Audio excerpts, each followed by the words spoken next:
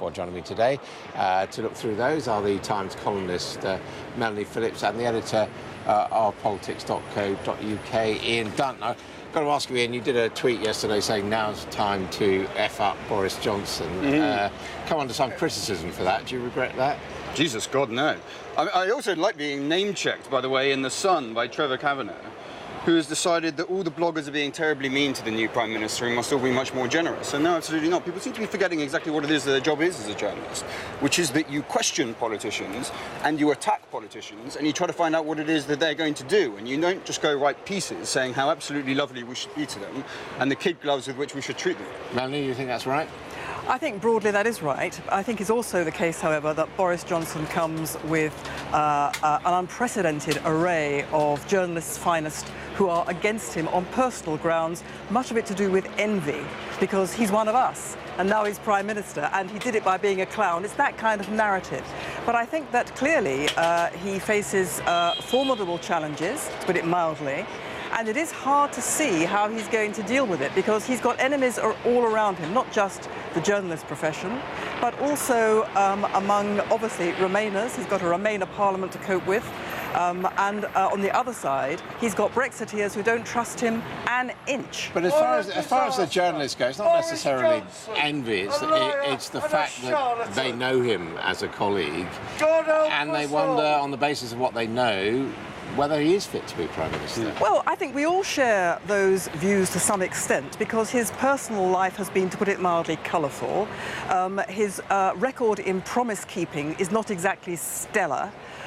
He is given to gaffes and, I mean, not just gaffes. I mean, what he did as Foreign Secretary, the unwise remarks he made about the lady who is incarcerated in Iran has had real and terrible consequences. So I think that that is all fair enough. However, one does look for an element of balance. The man has certain gifts. It's not everybody who can do what he has done, and not only rise from a position of being a journalist to being Prime Minister, not only weather the kind of setbacks to his political career, any of which would have sunk anyone else without trace, but he's also got this ability to win over people who are not his natural allies. Now, personally, I think this is where the rubber hits the road.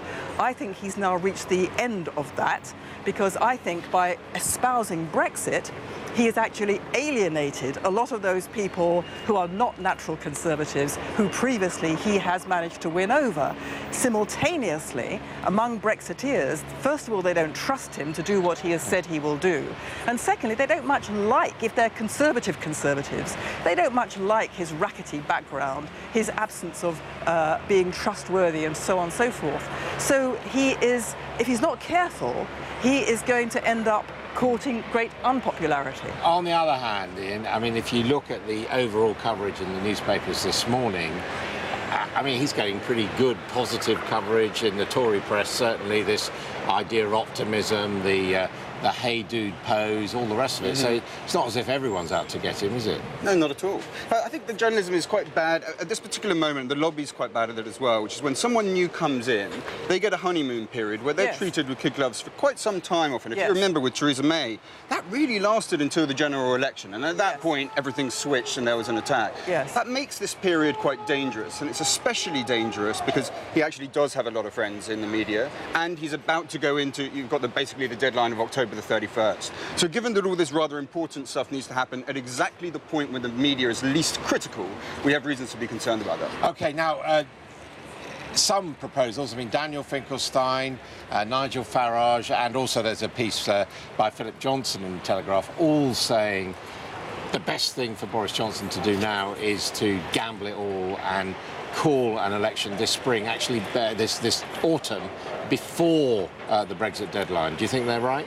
I think absolutely. I've actually been writing this over and over again on the basis that, well, if he actually is seen to stand for unequivocally no deal, and if he is seen to be standing against a Remainer parliament who are thwarting the will of the people, then I think he has a tremendously strong case to go to the country, provided he neutralises Nigel Farage. If he neutralises Nigel Farage and basically reunites the Conservative Brexiteer family, then he can wipe out the Labour Party, because basically Remain, Brexit will, the Brexit cause would be united. All Brexiteers would flow to him. If he brings Farage on board, he will be able, or through Farage, he will bring on board to his cause all those tribal Labour voters who would not vote Conservative but would vote for Farage. But if he doesn't do that, then if he does that, the Remain side is split between Labour and now the resurgent Lib Dems. Well, he's bringing in Dominic Cummings, who of course was in the official Leave campaign, not the Farage one. But do you think, in his own interest, it may not be what you like, but he would be well advised to go for it this autumn? He should absolutely do that. Any other scenario, he's going to either fail to do the things that he said and then get forced into it, so he might as well do it now of his own volition. It's worth bearing in mind, that breaks the promise he made over and over again over the last few weeks. And it is worth noticing that with this kind of personality, when they go into power, we start acting as if the fact that he said it doesn't make any difference at all. It's of no consequence, which is not how we acted with Theresa May. It's not how we acted with Gordon Brown or David Cameron. I mean, Daniel Finkelstein is actually saying the news today should be he should come back from Buckingham Palace, stand on the doorstep of Downing Street and say, I'm going to seek support for a general election from my colleagues in September. And if I was him, that's exactly what I would. On the basis of no deal and on the basis of democracy, he should say, I stand for democracy and upholding the sovereign right of the people to be heard. If anyone's against me, bring it on. What do you think the chances are of that happening?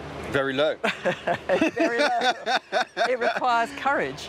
Great courage. Well, now, maybe he has it. But also we a don't degree know. of lying that even he would struggle to get past. I mean, it is repeatedly there. But nevertheless, it seems quite unlikely. The truth is, I think right now the best money is on him trying to come up with some sort of change to what May got, hoping you can resell it in some way. This is what this is what many Brexiteers are precisely they are frightened of. That it will be May's deal Mark IV. He will put lipstick on the pig and he will pretend this is Brexit. There is a ruder way of saying that I think Boris Johnson's already used about the Chequers deal, but we won't go into that. Thank you both very much indeed.